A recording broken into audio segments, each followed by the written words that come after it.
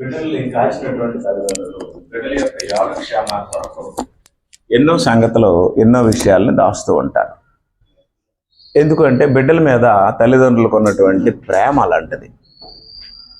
అయితే ప్రేమ గల మానవులే బిడ్డల కొరకు ఇన్ని చేస్తున్నప్పుడు ప్రేమస్వరూపి అయిన దేవుడు తన బిడ్డల కొరకు ఎలాంటి ఏర్పాట్లు చేస్తాడు? అది మనం ఆలోచించాలి. మనము ప్రేమ గలవారము, దేవుడు ప్రేమ స్వరూపి. మనము కొంతమందిని ప్రేమిస్తాము, దేవుడు అందరినీ ప్రేమిస్తాడు. ఆయన పరిపూర్ణుడు, మనము అపరిపూర్ణులము. ఆయన సంపూర్ణుడు, మనము అసంపూర్ణులము. అట్టి పరిపూర్ణుడు ప్రేమస్వరూపి అయిన దేవుడు అపరిపూర్ణులము, సంపూర్ణమైనటువంటి ప్రేమను కలిగి లేని వారము అయినటువంటి మనకంటే అధికుడై, మన హృదయం కంటే అధికుడై ఉండి కుమారులుగా కుమార్తెలుగా స్వీకరించినటువంటి మన పట్ల చూపించిన ఆయన ప్రేమ ఎంతో గొప్పది. అలాగే దేవుడు జగత్తు పునాది వేయబడక మునిపే సృష్టి అంతమైనంత వరకు పుడుతున్నటువంటి మానవులకి కావలసినవన్నీ సిద్ధం చేశాడు.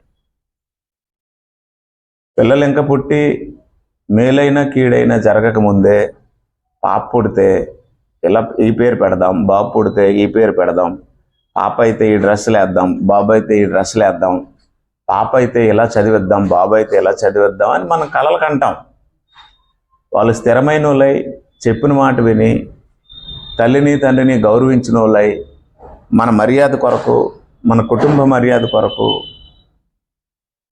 ఆలోచించిన వారైతే బాగుపడతారు. మనం ఇచ్చినటువంటి స్వాతంత్రాన్ని బట్టి, చనువును బట్టి దుర్వినియోగం చేసుకున్న వాళ్ళు అయితే చెడిపోతారు. ఎవరి లైఫ్ ఎవరి చేతిలోనూ, అంటే ఎవరి లైఫ్ తల్లిదండ్రుల చేతిలోనూ ఉండదు. అందుకే ఎవరి బిడ్డలైనా పాడైపోతే, ఎవరి పిల్లలైనా పాడైపోతే పిల్లలు కాసిన మనము ఆ తల్లిదండ్రులను నిందించలేము. ఎందుకంటే పెద్దలు కూడా ఏమంటారంటే, మనం పిల్లలు కాయగలం కానీ వారి రాతలను రాయలేం కదా అంటారు. అది సామెత. కాబట్టి మనము అసంపూర్ణులము మరియు అపరిపూర్ణులమై ఉండగా, మనము ప్రేమ కలిగిన వారమై ఉండగా మన పిల్లల పట్ల మనం ఎంతో ప్లానింగ్ జీవితాన్ని జీవిస్తూ ఉంటాం. అలాంటిది పరిపూర్ణుడు, సంపూర్ణుడు, ప్రేమస్వరూపి దేవుడు. పరిపూర్ణుడు, సంపూర్ణుడు మరియు ప్రేమస్వరూపి అయి ఉండి ఆయన ఎంతటి కార్యక్రమాలు చేస్తాడో, ఎలాంటి కార్యక్రమాలు చేస్తాడో ఆలోచించుకోవాల్సిన అవసరం మనకుంది. కాబట్టి దయతో మీరు ఈ మాటలు గమనించండి.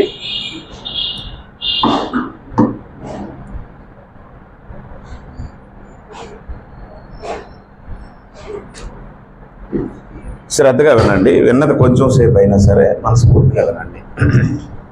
ఎవరైనా సెల్ ఫోన్లు తెస్తే నోట్ చేసుకోండి, రికార్డ్ చేసుకోండి. ఒకవేళ గ్రూప్లో ఈ మెసేజ్ కానీ సహోదరులు లోకేశ్వరరావు గారు కానీ పెడితే రెండోసారి వినండి, మూడోసారి వినండి. బయట విషయాలు, జనరల్ విషయాలు వినే కంటే ఈ దేవుని మాటలు వినడం వల్ల మనకు ఆత్మీయత పెరుగుతుంది. కాబట్టి గుర్తుంచుకోండి, దేవుని యొక్క సంకల్పం, దేవుని యొక్క సంకల్పం. సంకల్పము అంటే ప్లాను, సంకల్పము అంటే ఉద్దేశం. సంకల్పము అంటే ప్లాను లేదా సంకల్పము అంటే ఉద్దేశం. అనేక సార్లు మీకు చెప్పాను, చెప్తూ ఉన్నాను. దేవుని యొక్క సంకల్పం ఏంటో, దేవుని యొక్క ఉద్దేశం ఏమిటో, దేవుని యొక్క ఆలోచన ఏంటో అనేది కంటిన్యూగా మీకు చెప్తూ వస్తున్నాను. మీరు వింటున్నారు, నేర్చుకుంటున్నారు, గ్రహిస్తున్నారు. నేను ఎంతగానో సంతోషిస్తున్నాను. లోకాసు సువార్త 14వ అధ్యాయము 28వ వచనంలో ఇలా ఒక మాట ఉంది. లోకాసు సువార్త 14:28లో, మీలో ఎవడైనను ఒక గోపురము కట్టింప గోరిని ఎడల దానిని కొనసాగించుటకు కావలసినది తన యొద్ద ఉన్నదో లేదో అని కూర్చుండి తగులుబడి మొదట లెక్క చూచుకొనని ఎడల అతడు దాని పునాది వేసి ఒకవేళ దానిని కొనసాగింపలేకపోయినందున చూచువారందరూ ఈ మనుషుడు కట్ట మొదలు పెట్టిన గాని కొనసాగింపలేకపోయినని అతన్ని చూచి ఎగతాళి చేయి సాగుదురు. మరియు ఏ రాజైనను మరి ఒక రాజుతో యుద్ధము చేయబోనప్పుడు తన మీదకి 20,000 మందితో వచ్చి వారిని 10,000 మందితో ఎదిరింప శక్తి తనకు కలదో లేదో అని కూర్చుండి మొదట ఆలోచింపడా. శక్తి లేని ఎడల అతడు ఇంకనూ దూరముగా ఉన్నప్పుడే రాయభారం పంపి సమాధానము చేసుకొని చూచును కదా. ఆ ప్రకారమే మీలో తనకు కలిగిన అంతయు విడిచిపెట్టని వాడు నా శిష్యుడు కానేరడు. ఉప్పు మంచిదే గాని ఉప్పు నిస్సారం అయితే దేని వలన అది దానికి సారము కలుగును, అది భూమికైనను ఎరువుకైనను పనికిరాదు కనుక దానిని బయట పారవేయుదురు. వినుటకు చెవులు గలవాడు వినుగా కాని వారితో చెప్పారు. విషయం ఏంటంటే, ఒక పని చెయ్యాలనుకున్నప్పుడు ఆ పని చివరి వరకు చేయగలనా చెయ్యలేనా అన్నది పని చేసేవాడు కూర్చొని మొదట ఆలోచించుకోవాలి. ఒకవేళ పని మధ్యలో ఆగిపోయింది అనుకోండి, చూచువారందరూ ఏం చేస్తారట? ఎగతాళి చేస్తారు. కాబట్టి మానవులకే ఇటు జ్ఞానాన్ని ఇచ్చినటువంటి దేవుడు ఆయన చేసిన పని మధ్యలో ఆగిపోయేటట్టు ఎలా చేస్తాడు?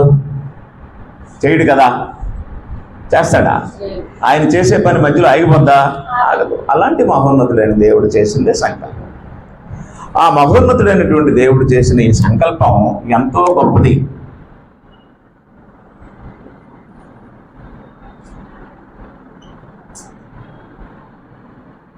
ఆయన సంకల్పంలో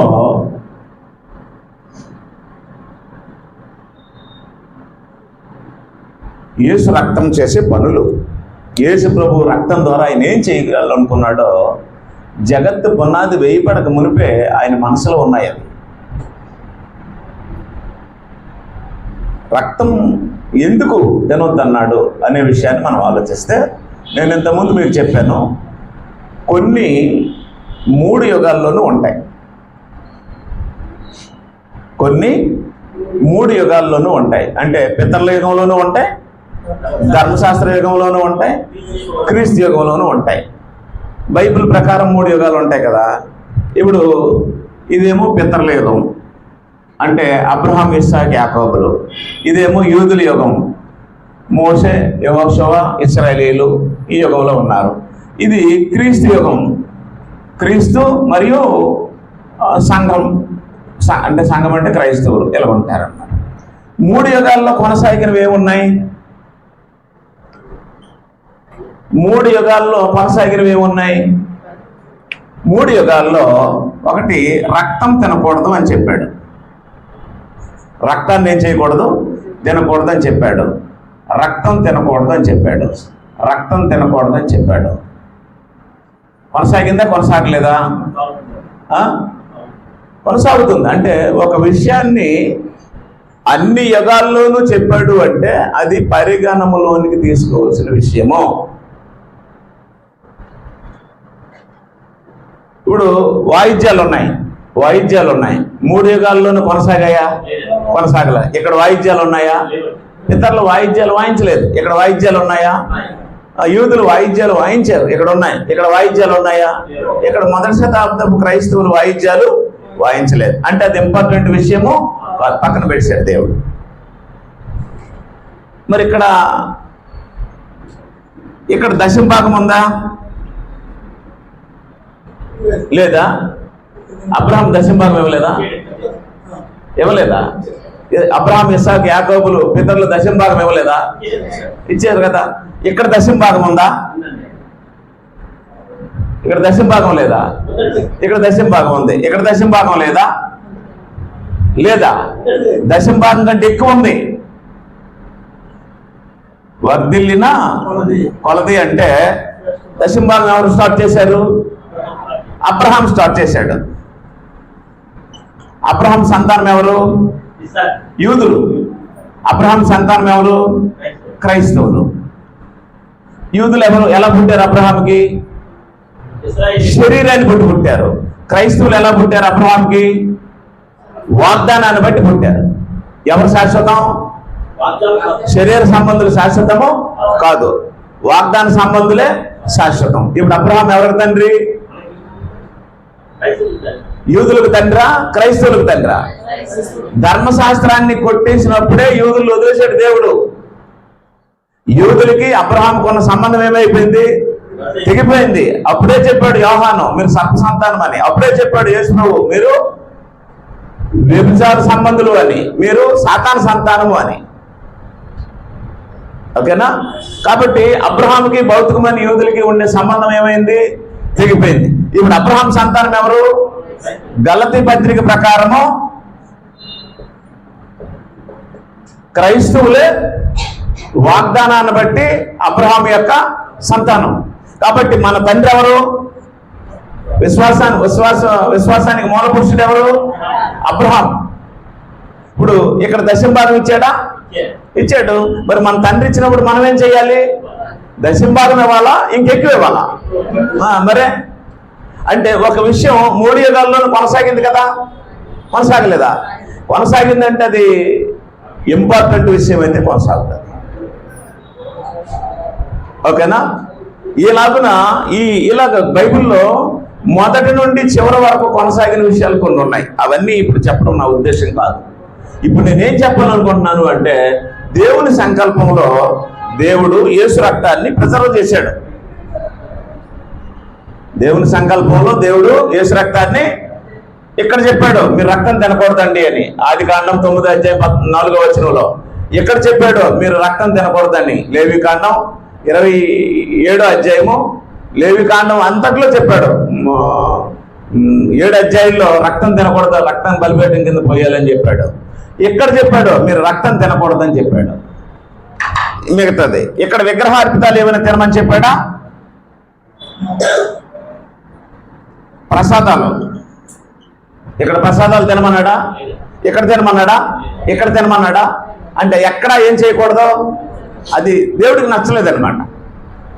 ఒక విషయాన్ని 3 సార్లు 3 యుగాల్లో కూడా దేవుడు చెప్పాడు అంటే అది చాలా ఇంపార్టెంట్, దానికి మనం గుర్తించాలి. అలాగే మహోన్నతుడైన దేవుడు ఏం చేశాడు అంటే, రక్తానికి సంబంధించినటువంటి నియమాలు చేయాలని జగత్తు పునాది వేయబడక మునిపే నిర్ణయించాడు. రక్తంతో కార్యక్రమాలు జరగాలి, రక్తం లేకుండా కార్యక్రమాలు జరగవు అని దేవుడు మన కోసం, మన పిల్లల కోసం, మన పిల్లల కోసం భూమి నివాసులు ఉన్నంత వరకు, భూమి మీద నివాసులు ఉన్నంత వరకు దేంతో పనిచేయాలని నిర్ణయించుకున్నాడు? రక్తంతో పనిచేయాలని నిర్ణయించుకున్నాడు. అయితే మీకు చెప్పాను, ఆ రక్తము మామూలు రక్తము కాదు. ఎలాంటి రక్తం అది? పరిశుద్ధమైన రక్తము, అమూల్యమైన రక్తం. ఒకవేళ రక్తం అన్నా అని ఎవడైనా ఎక్కడైనా గొర్రె పిల్లనో మేక పిల్లనో పోసేసి, గొడ్డునో గేదెనో ఆవునో పోసేసి, లేదు మనిషిని బలిచ్చేసి రక్తం కాచేస్తే ఇది కాల రక్తం అని అనుకుంటారేమో. రక్తము అంటే ఎర్రగొన్న ప్రతిదీ కాదు. రక్తము అంటే పరిశుద్ధమైనది, పవిత్రమైనది, కల్మషం లేనిది. అలాంటి రక్తముతో దేవుడు కార్యక్రమాలు చేయాలనుకున్నాడు. అప్పుడు చేయాలనుకున్నప్పుడు దేవుడు ఏం చేశాడు అంటే, చూడండి, మానవులకి పాపక్షమాపణ కలిగించాలని నిర్ణయించుకున్నాడు. మొదటగా రక్తం ద్వారా ఏం జరగాలని నిర్ణయించుకున్నాడు? 1 పాప క్షమాపణ. మానవులకి ఏం కలిగించాలని నిర్ణయించుకున్నాడు? పాప క్షమాపణ. దేహమున్నంత వరకు, లోకమున్నంత వరకు, సాతానున్నంత వరకు మానవులు పాపాలు చేస్తూనే ఉంటారు. దేహమున్నంత వరకు, లోకమున్నంత వరకు, సాతానున్నంత వరకు మానవులు ఏం చేస్తుంటారు? పాపాలు చేస్తూనే ఉంటారు. ఎవడైనా నాలో పాపము లేదనుకుంటే వాడు దేవుడిని ఏం చేస్తాడు? అబద్ధికుడిని చేస్తాడు. ఇది అన్యులకు చెప్పే విషయం కాదు, క్రైస్తవులుగా రాశాడు యోహాను. 1 యోహాను పత్రిక 1వ అధ్యాయము 7వ వచనం. యోహాను రాసిన 1వ పత్రిక 1వ అధ్యాయము 7వ వచనం. అయితే ఆయన వెలుగులోనున్న ప్రకారము మనమును వెలుగులో నడిచిన ఎడల మనము అన్యోన్య సహవాసము కలవారమై ఉందుము. గుర్తుంచుకోండి, దేవునితో ఎలాంటి సహవాసం కలిగి ఉండాలట? అన్యోన్య సహవాసం కలిగి ఉండాలి. పార్వతి వచ్చినప్పుడు తన కూతురు చేయి పట్టుకొని తీసుకొచ్చింది, అది అన్యోన్య సహవాసం. లోకేశ్వరరావు గారు వచ్చినప్పుడు వారి కుమారుడు చేపట్టుకొని తీసుకొని వచ్చాడు, అది అన్యోన్య సహవాసం. లూసి వచ్చినప్పుడు తన బిడ్డ చేపట్టుకొని తీసుకొస్తుంది, అది అన్యోన్య సహవాసం. నా భార్య ఆరాధనకు వచ్చినప్పుడు నా పిల్లలు చేపట్టుకొని తీసుకొస్తుంది, అది అన్యోన్య సహవాసం. అన్యోన్య సహవాసము అంటే నీ బిడ్డ యొక్క క్షేమాన్ని కోరి నీ బిడ్డ నీతోనే ఉండాలి అని ఆలోచించేది అన్యోన్య సహవాసం. నేను వెళ్తాను నువ్వు రారా అంటే కట్ అయిపోద్ది బంధం. అవునా? మానవులమైన మనమే మన పిల్లలు ఎవరితో ఉండాలని కోరుకుంటున్నాం? మనతో ఉండాలని, మన చెయ్యి విడిచిపెట్టకూడదని. చెయ్యి విడిచిపెడితే దుర్మార్గులు మింగేస్తున్నారు, సాతాను మింగేస్తాడు వాళ్ళే. మన కుమారులు కానీ మన కుమార్తెలు కానీ మనతో ఉండాలని మనం కోరుకోవడం అన్యోన్య సహవాసం. అవునా? నువ్వు ఇక్కడికి వచ్చి నీ బిడ్డ నిండిదే రోజు లేడానికి నీ మనసు ఒప్పుతుందా? ఒకవేళ అలా జరిగితే మనసు అంతా ఎక్కడ ఉంటుంది? బిడ్డ మీదే ఉంటుంది. అన్యోన్య సహవాసము అంటే విడిచిపెట్టకుండా ఉండేది. అలాంటి అన్యోన్య సహవాసము మనం ఎవరితో కలిగి ఉండాలని కోరుకుంటున్నాడో? దేవునితో కలిగి ఉండాలి. అన్యోన్య సహవాసము దేవునితో కలిగి ఉండాలి అంటే ఏం చెప్పాడు? మన పాపములను మనము చదవండి. మన పాపములను మనము ఒప్పుకొని ఎడల ఆయన నమ్మదగిన వాడు, నీతిమంతుడు కనుక ఆయన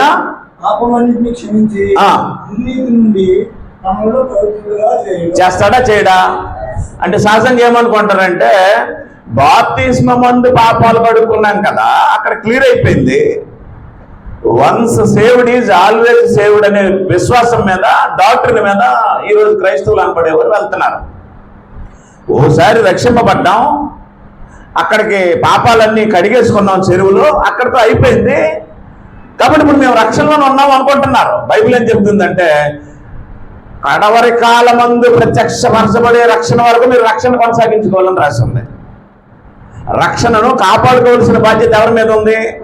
మన మీద ఉంది. ఉందో లేదో టచ్ చేసి చూసుకోండి అన్నాడు.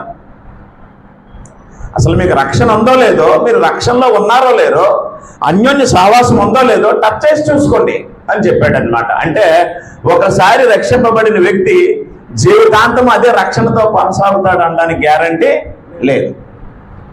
రక్షణ కోల్పోయే అవకాశం ఉంది. కాబట్టి మీరు రక్షణలో ఉన్నారో లేదో జాగ్రత్తగా చూసుకోండి అని చెప్పాడు. అందువల్ల యేసు రక్తం ఎలా పనిచేస్తుందంటే, ఓసారి బాప్తిస్మం పొందినప్పుడు నీతిమంతులుగా తీర్చబడడానికి చెరువు దగ్గర పనిచేస్తుంది. ఆ చెరువు దగ్గర నుండి మళ్ళీ లోకంలోనికి వచ్చిన తర్వాత మళ్ళీ మనం బలహీనతల్లో అపరాధాల్లో పడినప్పుడు ఒప్పుకుంటే యేసు రక్తం పనిచేస్తుంది. అలా పనిచేస్తేనే ఆయన ప్రధాన యాజకుడు అవుతాడు. అలా పని చేయకపోతే ఆయన ప్రధాన యాజకుడు కాడు. అప్పుడు మనము యూదులం అవుతాం. ఎందుకంటే యూదులు సంవత్సరానికి ఒకసారే ఏటేటా బలులు అర్పించేవారు. సంవత్సరానికి ఒకసారి బలు అర్పించినప్పుడు వాళ్ళకి ఏం జరిగేదంటే పాపాలు గుర్తొచ్చాయి. ఇది అలాంటి సిస్టము కాదు. కాబట్టి దైతే మీరు గుర్తుంచుకోండి, దేవుడు జగత్తు పునాది వేయబడక మునిపే బయట ఉన్నటువంటి పాపాలు కడుక్కోవడానికి యేసు రక్తాన్ని నిర్ణయించాడు. లోపలికి వచ్చిన తర్వాత అంటే పిలువబడిన తర్వాత ఉండే పాపాలు బలహీనతలు కడుక్కోవడానికి కూడా యేసు రక్తాన్ని నిర్ణయించాడు. ఎవరైనా నాలో పాపం లేదనుకుంటే ఇంకెక్కువ పాపం అవుతాడు. ఎవరైనా నేను నీతిమంతుడిని అనుకుంటే ఇంకెక్కువ పాపం అవుతాడు. ఎవరైనా నాలో దోషం లేదనుకుంటే ఇంకా ఎక్కువ దోషం అవుతాడు. ఎవరైనా నేను అన్యోన్య సహవాసం కలిగి నా దోషాలు కడుక్కుంటాను అంటే యేసు రక్తాన్ని ఇస్తాడు. స్వనీతి పరులు అంటే అర్థం ఏమిటి అంటే మేమే నీతిమంతులమే ఇతరుల పాపులు అని స్థాపించేవారు. ఆ రకము శాస్త్రుల్లోనూ ఉంది, పరిసయ్యుల్లోనూ ఉంది. యేసు క్లియర్గా చెప్పాడు. కాబట్టి దైతే మీరు గుర్తుంచుకోండి, మనము దేవునితో అన్యోన్య సహవాసం చెయ్యాలి అంటే, దేవుడు నిర్ణయించినటువంటి పద్ధతుల్లో మనం జీవించాలి అంటే మనకేం జరగాలి? పాప క్షమాపణ జరగాలి. ఎప్పుడు? ఒక్కసారి జరిగితే జీవితాంతం సరిగిపోద్దా? రోజుకి జరగాల. రోజు రక్షణ కాపాడుకోవాలి. నిన్నటి వరకే రక్షణ ఉంది, ఇవాళ ఉంది, రేపు ఉంటుందో ఉండదో.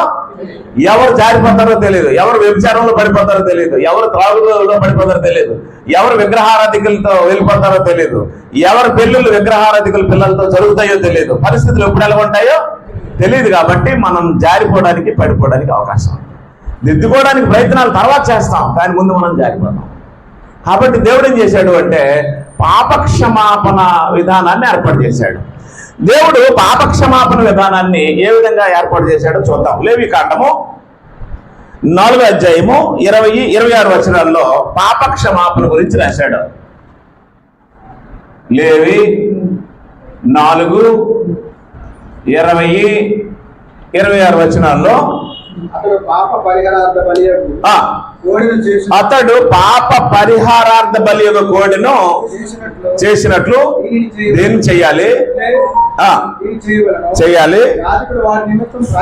యాజకుడు వారి నిమిత్తము ఏం చెయ్యాలట? ప్రాయశ్చిత్తము. రైట్. ఏ క్షమాపణ కలుగుతుందట? పాప క్షమాపణ కలుగుతుంది. ఎవరు చేస్తారు పాప క్షమాపణ? యాజకుడు చేస్తాడు. యాజకుడు చేస్తాడు. ఓకేనా? నా వైపు చూడాలి. ఒకసారి రక్షింపబడ్డాం, బాప్తిసం తీసుకున్నాం, అక్కడితో అయిపోదు. చచ్చిపోయినంత వరకు రక్షణ ఏం చేయాలి? కొనసాగించాలి, కాపాడుకోవాలి. అది మన బాధ్యత, అది మన మీద పెట్టాడు. కాబట్టి ఇప్పుడు ఏం జరిగిందంటే యాజకుడు పాప క్షమాపణ జరిగిస్తాడు. నువ్వు తీసుకెళ్లే గొర్రె పిల్లని, నువ్వు తీసుకెళ్లే ఆ బలిని బలేసి దాని రక్తం ద్వారా తీసుకొచ్చే వారికి క్షమాపణ కలిగిస్తాడు యాజకుడు. ఓకేనా? రైట్. ఎఫెసీయులకు రాసిన పత్రిక 1వ అధ్యాయం 7వ వచనం. ఎఫెసీయులకు రాసిన పత్రిక 1వ అధ్యాయం 7వ వచనం చదవండి.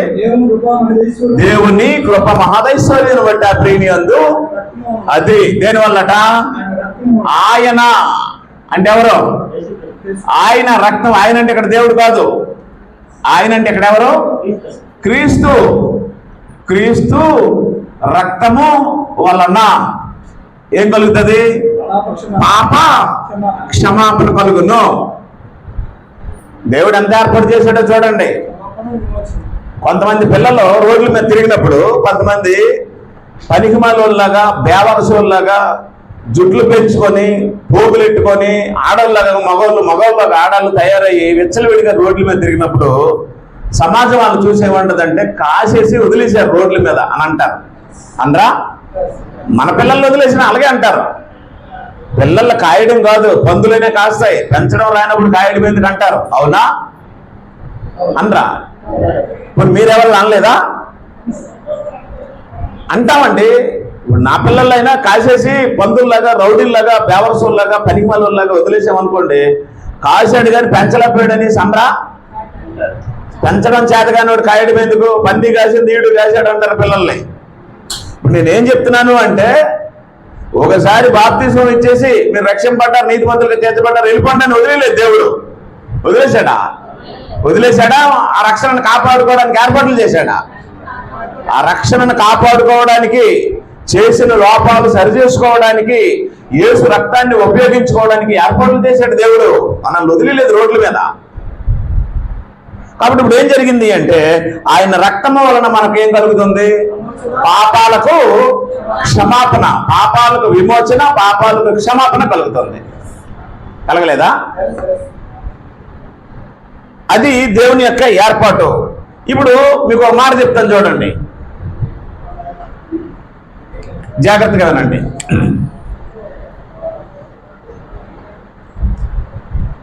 పాప క్షమాపణ దేని వల్ల కలుగుతుంది? పాప క్షమాపణ దేని వల్ల కలుగుతుంది? రక్తం వల్ల కలుగుతుంది. ఎవరి రక్తం వల్ల కలుగుతుంది? క్రీస్తు రక్తం వల్ల కలుగుతుంది. అవునా? ఇప్పుడు పాప క్షమాపణ క్రీస్తు లేనప్పుడు ఎవరి రక్తం వల్ల కలిగేది? గొర్రెపిల్ల రక్తంతో కలిగేది. అవునా? ఇప్పుడు ఆ గొర్రెపిల్ల స్థానంలో ఎవరు బలయ్యారు? యేసు ప్రభు బలయ్యాడు. ఓకేనా? యేసు ప్రభు మన పాపాల కోసం బలయ్యాడని ఇప్పుడు మనకు తెలిసింది. అవునా? దానికి సాదృశ్యంగా, యేసు ప్రభువుకు సాదృశ్యంగా ముందు ఉన్నటువంటి ప్రజల కోసం దేవుడు ఎవరిని పెట్టాడు? జంతువుని పెట్టాడు. ఏడాది గొర్రెపిల్లని తీసుకురండి అని పెట్టాడు. ఇప్పుడు మనకి పాప క్షమాపణ ఇలా కలిగింది అన్న మూలం ఎక్కడ ఉంది? లేవి కాండంలో ఉంది. లేవి కాండం ఎక్కడ ఉంది? ధర్మశాస్త్రంలో ఉంది. ఇప్పుడు ధర్మశాస్త్రం చదవాలక్కర్లేదా? చదివితే ఏం తెలుస్తుంది? పాపానికి క్షమాపణ విధానం ఎలాంటిదో తెలుస్తుంది. 2, అప్పుడున్న ప్రజల్ని దేవుడు ఎలా క్షమించాడో తెలుస్తుంది. 3, వారిని సాదృశ్యంగా పెట్టి యేసు ప్రభుని సర్వలోకం కోసం దేవుడు ఎలా బలేశాడో తెలుస్తుంది. అవునా? చెప్పట్లేదు మీరు. అంటే ఇప్పుడు పాప క్షమాపణ అనే మనకిచ్చిన ఈ నియమానికి మూలం ఎక్కడుంది? ధర్మశాస్త్రంలో ఉంది, లేదా పితరుల నియమంలో ఉంది. అవునా కదా? మూలం ఎక్కడుంది? రూట్ అక్కడ ఉంది.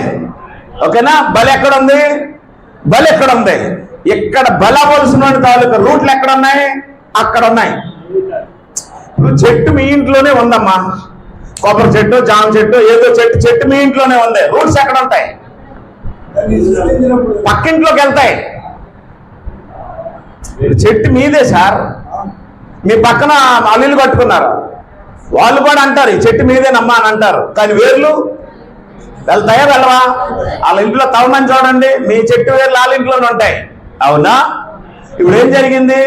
మనకి పాప క్షమాపణ కలిగేది ఎవరి రక్తము? క్రీస్తు రక్తం. ఈ క్రీస్తు రక్తం ద్వారా పాప క్షమాపణ కలగాలని జగత్తు పునాది వేయబడక వరకు నియమించిన దేవుడు ఆ మూలాల్ని ఎక్కడ పెట్టాడు? ధర్మశాస్త్రంలో పెట్టాడు. ఇప్పుడు మూలాలు తెలియాలంటే ఏం చదవాలి? క్షమాపణ కలగాలంటే ఎక్కడికి రావాలి? క్రీస్తు దగ్గరికి రావాలి. అంటే ఇప్పుడు మూలాలు తెలియాలక్కర్లేదా? తెలియాలక్కర్లేదా? మరి పాత నిబంధన చదవద్దు అంటే మూర్ఖుడు. పాత నిబంధన చదవద్దు అంటే మీకు అర్థం అవట్లేదా? అర్థం చేసుకోండి. అంటే రకరకాల మనుషులు వచ్చారు ఈరోజు. రైట్. ఇప్పుడు ఎవరిని విమర్శించడం నా యొక్క ఉద్దేశం కాదు. మిమ్మల్ని ఈయనకిచ్చి పెళ్లి చేశారు, చేశారా లేదా? ఇప్పుడు మీరు ఈయన భార్య అయిపోయారా? మళ్ళీ అత్తోరింటికి వెళ్ళారా? ఈయన ఎప్పుడైనా వెళ్ళరా? అత్తోరు లేకుండా అమ్మ వస్తుందా? మరి అత్తోరే ఇంటికి వెళ్ళకూడదు, అత్తోరు పేరు ఎత్తకూడదు అంటే ఎలా? అలాగుంది ఇప్పుడు బోధకుల తాలూకా చందం. రైట్. ఇప్పుడు మనం పాత నిబంధన ఆచరిస్తున్నామా, పాత నిబంధన రూట్లు చూస్తున్నామా? ఆచరిస్తే ఇప్పుడు ఏం చెయ్యాలి? మీరు గొర్రెపిల్ల తీసుకురావాలి. అది ఆచరించడం అంటే. రూట్ చూడటం అంటే పద్ధతిని తెలుసుకోవడం. మనం ఆచరిస్తున్నామా, రూట్ చూస్తున్నామా? రూట్ చూస్తున్నాం. అలాగా దేవుడు ఏర్పాటు చేశాడు. అంటే రక్తము చిందించకుండా పాప క్షమాపణ కలగదు, రక్తము లేకుండా పాపానికి క్షమాపణ లేదు అన్నది దేవుడు ఎక్కడి నుంచి చెప్పుకుంటూ వచ్చాడు? ఆది కాండం నుండి ప్రకటన గ్రంథం వరకు చెప్పాడు. ఆది కాండం 9:4 నుండి ప్రకటన గ్రంథం 5:9 వరకు ఏం చెప్పాడంటే రక్తము చిందించకుండా పాప క్షమాపణ కలగదు అని చెప్పాడు. ఆది కాండం 9:4 నుండి ప్రకటన గ్రంథం 5:9 వరకు రక్తమే పాపానికి విరుగుడు అని చెప్పాడు. ఓకేనా? రైట్. రెండో విషయం ఏమిటి అంటే ఇర్మియా గ్రంథం 31:31. ఇర్మియా 31:31. ఇదిగో నేను ఇశ్రాయేలు వారితోను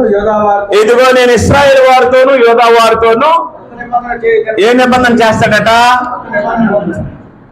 ఇర్మియా 31:31. ఏ నిబంధన చేస్తామన్నాడు? క్రొత్త నిబంధన చేస్తాను అన్నాడు. అమ్మ విను, నేను ఇశ్రాయేలు వారితో యోధా వారితో ఏం చేస్తానన్నాడు? క్రొత్త నిబంధన చేస్తాను అన్నాడు. చేయలేదు, ఇంకా చేస్తానన్నాడా లేదా? చేస్తానన్నాడు. క్రొత్త నిబంధన చేస్తాను అన్నటువంటి దేవుడు ఏం చేశాడు అంటే ఎవరు చేయడానికి వస్తారో వారి రక్తం కారితేనే క్రొత్త నిబంధన అవుతుందని నిర్ణయించాడు. ఓకేనా? అప్పుడు యేసు ప్రభువు వచ్చేమన్నాడు? 1 కొరింథీ పత్రిక 11:25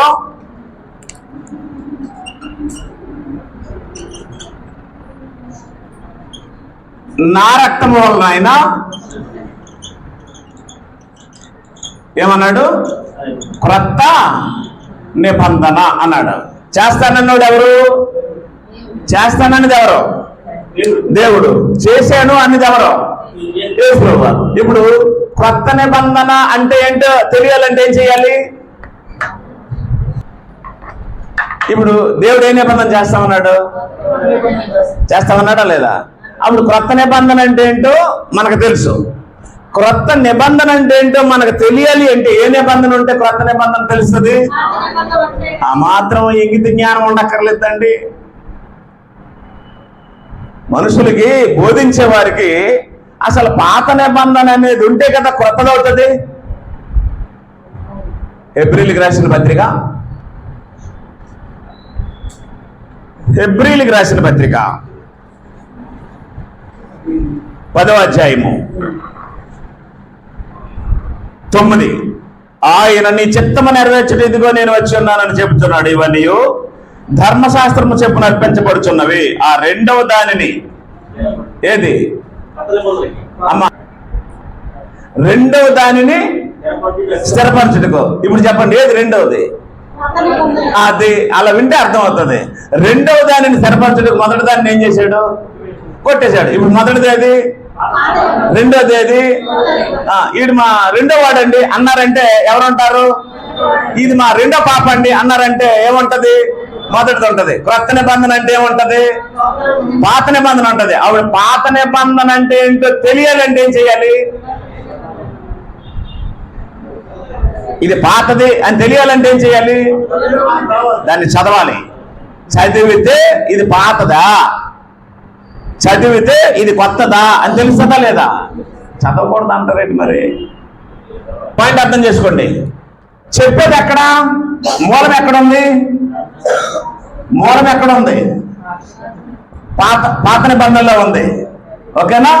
నియమం ఎక్కడుంది? లేకపోతే ఆచరణ ఎక్కడుంది? క్రొత్త నిబంధనలో. మూలం ఎక్కడుంది? పాత నిబంధనలో. ఆచరణ ఎక్కడుంది? అది. ఇంకో మాట చెప్తాను.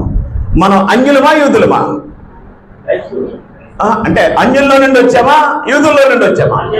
క్రైస్తవులమే. అన్యుల్లో నుండి వచ్చామా యూదుల్లో నుండి వచ్చామా? మీరు తెలివైన వాళ్ళైతే ఒక ప్రశ్న అడుగుతాను, సమాధానం చెప్పండి. పాత నిబంధన ఎవరు చదవకూడదు? ధర్మశాస్త్రం ఎవరు చదవకూడదు? ఎందుకు తొందరపడిపోతాం? ఎవరు చదవకూడదు? ఎవరికి అక్కర్లేదు. పోనీ మాకు తెలిసిపోయిందండి, మేము ఆల్రెడీ చదివేసామండి అని ఎవరు అనగలరు? యూదులు అనగలరు. ఎందుకంటే దాని మీద పట్టు ఎవరికి ఉంది? వాళ్ళకు ఉంది. ఇప్పుడు మనం యూదులమా? కొన్ని యూదుల్లో నుండి వచ్చామా? ఇప్పుడు పాత నిబంధన అంటే ఏంటో మనకు తెలియాలంటే ఏం చేయాలి? అది ఉండాలి. అది ఉంటే మనం ఏం చేస్తాం? చదువుతాం. అర్థం అవట్లేదా? ఒకవేళ మీరు యూదులు అయ్యారు అనుకోండి, మా పితరులు కానీ చదువుకొని వస్తున్నాం, ఇప్పుడు మేము చదవలసిన అవసరము లేదని యూదులు మానేవచ్చు. కానీ మనం యూదుల్లో నుండి వచ్చిన వారము కాదు. కాబట్టి యూదులు ఎవరో, వారు ఎక్కడి నుండి వచ్చారో, వారి పుట్టుపూర్వోత్తరాలు ఏంటో, వారి పితరులు ఎవరో, వారి నియమాలు ఏంటో, వారి నిష్ఠలు ఏంటో, దేవుడు వారికి ఇచ్చిన ఆజ్ఞలు ఏంటో, ఈ విషయాలన్నీ తెలుసుకొని క్రొత్త నిబంధనలో వారు చేసినట్టు చేయకుండా క్రొత్త నిబంధనను అనుసరించి మనం బ్రతికేటట్లు జీవించేటట్లు ఉండాలి అంటే డెఫినెట్ గా మనం ఏ నిబంధన చదవాలి? పాత నిబంధన చదవాలి. మీ దగ్గరికి కూడా దుర్మార్గులు వస్తారు, పాత నిబంధన చదువుతుంటారు మీరు ఆరాధనలోనూ అంటారు. జాగ్రత్త. రైట్. దేవుని యొక్క సంకల్పంలో దేవుడు మన కోసం సిద్ధపరిచింది రక్తం. అవునా? ఆ రక్తం ద్వారా మనకేం కలగాలని నిర్ణయించాడు? అంటే నేను ఎందుకు చెప్తున్నానంటే అసలు రక్తానికి సంబంధించిన మూలాలు ఎక్కడున్నాయి? పాత నిబంధనలోనే ఉన్నాయి, పితరలేఖలోనే ఉన్నాయి. ఆ మూలాల్ని అనుసరించి క్రీస్తు భూలోకానికి వచ్చి మన కోసం ఏం ఖర్చాడు? రక్తం ఖర్చాడు. మళ్ళీ కొత్త నిబంధన చేస్తానని మూలం ఎక్కడుంది? ధర్మశాస్త్రంలోనే ఉంది. ఆ మూలాన్ని అనుసరించి, ఆ ప్రవచనాన్ని అనుసరించి ఏం చేశాడు దేవుడు? క్రొత్త నిబంధన చేశాడు. ఈ రెండింటికి దేన్ని ఉపయోగించాడు? రక్తాన్నే ఉపయోగించాడు. మూడో విషయం ఏంటంటే అందులో క్రీస్తు సంఘం. మత్తయి సువార్త 16-18. దానికి ముందు యెషయా గ్రంథం 28-16. యెషయా గ్రంథం 28-16. ప్రభువు యెహోవా ఇలా సెలవిస్తున్నాడు, సియోనులో పునాదిగా రాతిని వేసిన వాడను నేనే. కాబట్టి దేవుడు ఏమని చెప్పాడు? సియోన్ అంటేది యెరూషలేం. రాయి అంటే ఏంటి? బండ. ఇక్కడ అక్షరార్థంగా రాయి అంటే రాయి కాదు. రాయి అనే మాట ఎవరికి వాడబడుతుంది? పేతురుకు వాడబడుతుంది యోహాను సువార్త 1వ అధ్యాయం ప్రకారం. బండ అనే మాట ఎవరికి ఉపయోగపడుతుంది? క్రీస్తుకు ఉపయోగపడుతుంది. బండ అంటే ఎవరు? క్రీస్తు. ఇక్కడ రాయి అంటే రాయి కాదు, ట్రాన్స్లేషన్ పొరపడ్డది. రాయి అనే మాట పేతురుది, బండ అనే మాట క్రీస్తుది. ఇప్పుడు మత్తయి సువార్త 16వ అధ్యాయము 18వ వచనంలో క్రీస్తు ఏం చెప్పాడు? ఏం కడతామన్నాడు? ఈ బండ అన్నాడా లేదా? మీద ఏం కడతామన్నాడు? నా సంఘమును కట్టుదును అన్నాడు. ఏ సంఘం అవుద్ది? దేని మీద కట్టిన సంఘము? రైట్. ఇప్పుడు బండ మీద, యెరూషలేములో బండ మీద సంఘం కట్టబడుతుందని ఎవరు చెప్పారు? యెషయా చెప్పాడు. ఓకేనా? యెషయా చెప్పింది ఎవరు చెప్పారు? క్రీస్తు చెప్పాడు. క్రీస్తు చెప్పింది ఇప్పుడు ఎవరు చెప్తున్నారు? ఇప్పుడు సియోనులో అంటే యెరూషలేములో సంఘం స్థాపించబడుతుంది, బండ మీద సంఘం కట్టబడుతుంది అని ఎవరు చెప్పారు? యెషయా చెప్పాడు. 2వ అధ్యాయంలో కూడా ఉంది. యెషయా గ్రంథం 2వ అధ్యాయం 2-4 వచనాల్లో అంత్యదినములలో యెహోవా మందిరము, యెహోవా మందిర పర్వతము పర్వత శిఖరమున స్థిరపరచబడి కొండల కంటే ఎత్తుగా ఎత్తబడును, ప్రవాహం వచ్చినట్లు సమస్త అన్యజనులు దానిలోనికి వస్తారు అన్నాడు. ఇప్పుడు మనం అందరం అన్యుల్లోని చూస్తున్నామే కదా. క్రీస్తు సంఘము యెరూషలేములో కట్టబడుతుంది అనే మూలం ఎక్కడ ఉంది? యెషయా గ్రంథంలోనే ఉంది. క్రీస్తు సంఘము ఇక్కడ నేను కడతాను అని ఎవరు చెప్పారు? యేసు ప్రభు ఎవరి మాటని అనుసరించి చెప్పాడు? యెషయా ప్రవచనాన్ని అనుసరించి చెప్పాడు. అవునా? ఇప్పుడు సాల్మన్ రాజు ఏం చేస్తున్నాడు? అంతే కదా. ఇప్పుడు నేను ఎవరి మాట చెప్తున్నాను? యేసు ప్రభు చెప్పిందే నేను చెప్తున్నాను, పౌలు చెప్పిందే నేను చెప్తున్నాను. కొత్త బోధ కాదు కదా. అంటే మూలం ఎక్కడ ఉంది? యెషయాలో ఉంది. సత్యం ఎక్కడ ఉంది? లేదా దానికి సంబంధించిన నెరవేర్పు ఎక్కడ ఉంది? మత్తయిలోనే ఉంది. అప్పుడు ఈ సంఘాన్ని కట్టడానికి క్రీస్తు ఏమిచ్చాడు? రక్తం ఇచ్చాడు. అంటే క్రీస్తు సంఘం నేరున్న మత శాఖల్లో ఒక శాఖ లాంటి శాఖ కాదు. మీకు తెలుసా? ఈనాడు క్రైస్తవులు అనబడేవారు కానీ, హైందవులు అనబడేవారు కానీ, ముస్లిమ్స్ అనబడేవారు కానీ, లోకంలో ఉన్నవారు ఎవరైనా సరే వారు చేస్తున్నటువంటి పనులన్నీ దేనికి వ్యతిరేకంగా చేస్తున్నారు తెలుసా? దేవుని సంకల్పానికి వ్యతిరేకంగా చేస్తున్నారు. ఒక మనిషి తాను చేసినటువంటి పని మధ్యలో ఆగిపోతే తోటి మనుషుల చేత అవమానం పొందవలసి వస్తుందని దేవుడు చెప్పాడా లేదా? మరి మనుషుల్ని సృష్టించినటువంటి దేవునికి ఎంత జ్ఞానం ఉంటుంది? తన పని మధ్యలో ఆపేస్తాడా? చివరి వరకు కొనసాగుతాడా? మీ పిల్లలే మీ చెయ్యి పట్టుకొని మీతో ఉండాలి, మీ సావాసంలో ఉండాలి, చెయ్యి జారిపోకూడదని మనుషులకి ఎంత జ్ఞానం ఉంటే, తాను సృష్టించినటువంటి మానవులు తమ పాపాలు కడుక్కొని వస్తే వారితో సహవాసం చేయాలని ఎదురు చూసే దేవుడు వారి కోసం ఎంత ఆలోచిస్తాడు? అలా ఆలోచించిన దేవుడు జగత్తు పునాది వేయబడక మునుపు ఏం సిద్ధం చేశాడు?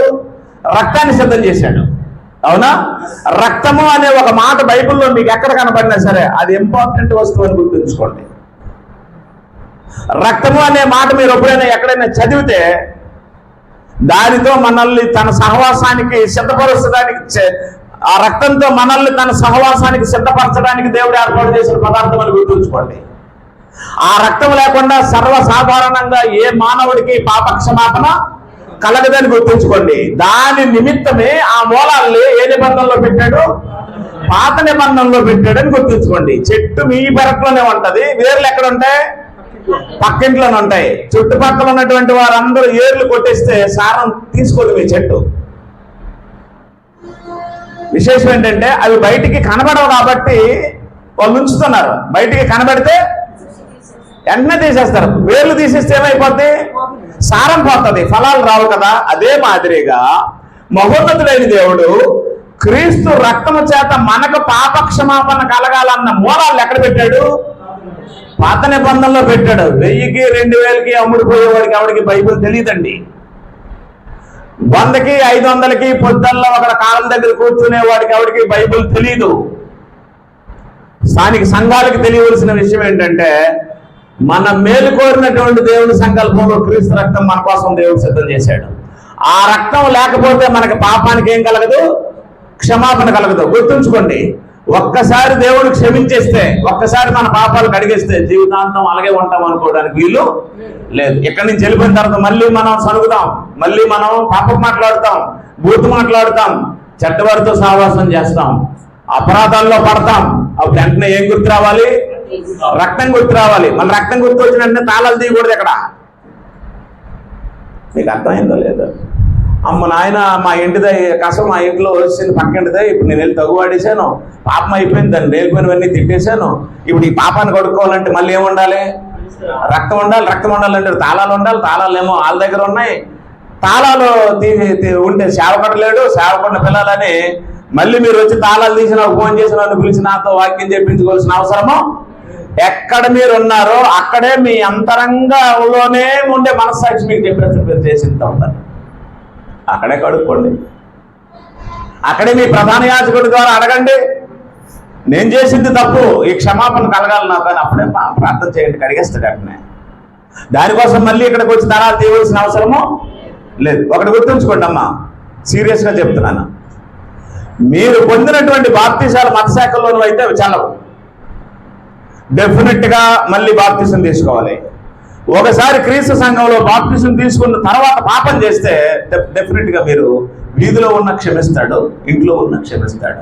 మళ్ళీ బాప్తీసం తీసుకోవాల్సిన అవసరమో లేదు. ఈ అమ్మకు నేను బాప్తీసం ఇచ్చాను, అన్నయ్య పొరపాటు చేశాను అన్నయ్య, ఒక మాట అనేసాను, మనసు పీకేస్తుంది, మరొకసారి బాప్తీసం ఇచ్చేస్తాను అన్నయ్య అనడానికి అవకాశము మరి లేదు. ఆమె ఇంట్లోకి వెళ్ళి తలుపు వేసుకొని, తండ్రి నా మనస్సాక్షికి దోషం కనబడేటట్లు, మిమ్మల్ని బాధ పెట్టేటట్లు, నా తోటి సహోదరుని బాధపడేటట్లు నేను తప్పు చేశాను, ఈ పాపాన్ని ఒప్పుకుంటున్నాను, అడిగండి అని ఆయన ఉన్న చోట్లోనే ఆ పాపాన్ని కడుక్కోవడానికి దేవుడు ఏం చేశాడు? అవకాశం ఇచ్చాడు. ప్రత్యేకంగా మళ్ళీ ఇక్కడ తాళాలు తీసి వాక్యం చెప్పి మళ్ళీ బాప్తీసం ఇవ్వాల్సిన అవసరమో లేదు.